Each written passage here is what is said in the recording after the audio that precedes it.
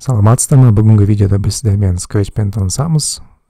Scratch программай жұмыс істеу үшін сіздерге scratch.mit.edu сайтына кіру керек. Google'да Scratch деп терсеңіз жетеді. Ағылшын тілінде Scratch деп жазсаңыз, онда сол сілтеме ашылады.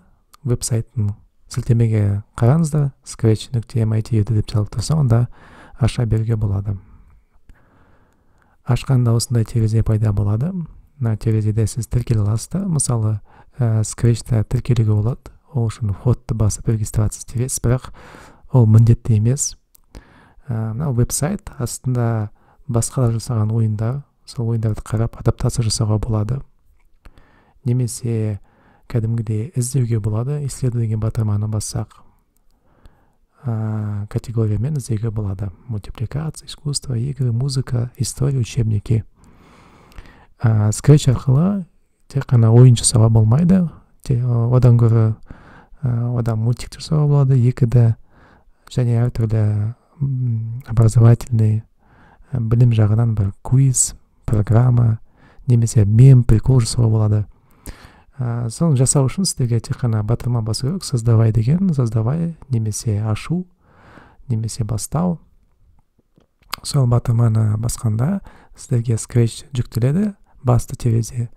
Сол басты терезеде сіз мысалы руководствоны көруге болады, қалай жұмыс істеу үшін. Бірақ мен сіздерге бәрін айтып берем. Мұнда негізі 2-3 терезе тұр бөлінген. Ең оң жағындағы терезе ол біздің ойынымыз. Біздің ойынымыз осы жерде, мына жерде емес, мына жерде емес, осы жерде біздің ойынымыз жүргізіледі. Ол терезені үлкейтуге болады, былай кішірейтуге болады, сосын қайтадан үлкейтуге болады, немесе бүкіл экранға біздің ойымыз дайын болғанда осылай тексеруге болады. Бірінші терезеде өте маңызды батырма ол флажок. Көптеген бізде программалар осы событияға байланысты басталады. Событие дегенімізді оқиға осыны басқанда біздің ойынымыз немесе мультипликациямыз басталады. Стоп деген ол тоқтату, иә. Соны міндетті түрде басып отыру керек, немесе біздің ойыныз, мультипликация, историяңыз біткенде стопты баса, сол қайтадан жаңадан бастауға мүмкіндік ашып береді. Мынау біздің мысық жүргеніміз ол бізде спрайт деп аталады. Спрайт дегеніміз басқа тілмен айтқанда персонаждар. Мұнда көптеген персонаждар бар. Ол персонаждарды қай жерден табуға болады? Міне біздің персонажым тұр, оны өшіріп салуға болады. Мұнда корзина батырмасынан басып, немесе ол спрайттың персонажының атын беруге болады. Мысалы, Берік, Айбол, Жансая. Мұнда ол 2 сан тұр, -194, 72. Ол спрайт қай жерде тұрғанын белгілейді, позициясын. X дегеніміз ол бізден горизонтальмен, Y деген ол вертикальмен. Размер ол күшейтуге болады. Біздің Scratch 80%, 20%-ға күшейтуге болады, өсіртуге болады и так далее. Направление мұнда 3 батырма тұр, мұнда поворот тұр. Поворот дегеніміз ол былай. Иә. Мұнда екінші вкладка тұр. Ол өте маңызды нәрсе. Егер біздің мысығымыз мына жаққа қарасты десеңіз, онда оны -90-ға қойып қоямыз. Енді поворот болмайды деген сөз.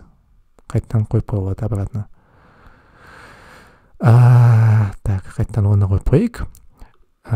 Негізі мұнда visible, invisible, көріне ме, көрмей ме, соны қойып қойылады. Мұнда батырма тұр. Осы батырманы кішкене наводить етсек мышкамызды, онда көреміз. Мұнда өзіміз спрайтын жүктеуге болады. Мысалы, интернеттен PNG форматындағы картинканы табуға болады. Сюрприз деген батырма бар. Оны бассақ, ол рандомна бізге бір персонаждылық тұрады, өте қызықты. Сосын нарисовать дегеніміз, ол өз персонажымызды өзіміз суреттейміз. Ол туралы біз және басқа да функциялар туралы біз көптеп сөйлесеміз кейінірек. Сосын мына жерден кодқа ауысып кетейік. И мұнда ақырғысы выбрать спрайт деген бар. Ол выбрать спрайт ол автоматом осы жерде көреміз. Мұнда спрайттар категорияға бөлінген: животные, люди, фантастика, танец. И былай наводить етсек мышканы көріп тұрмыз, қандай движение жасай алады екенін. Так, мына жақты біз аяқтадық. Енді бізде басты экран, кішкентай болып тұрған. Осы жерде біз өзіміздің кодымызды жазамыз. Әр спрайтқа спрайтты танаймыз, оған код жазамыз. Оны кішірейтуге болады, үлкейтуге болады.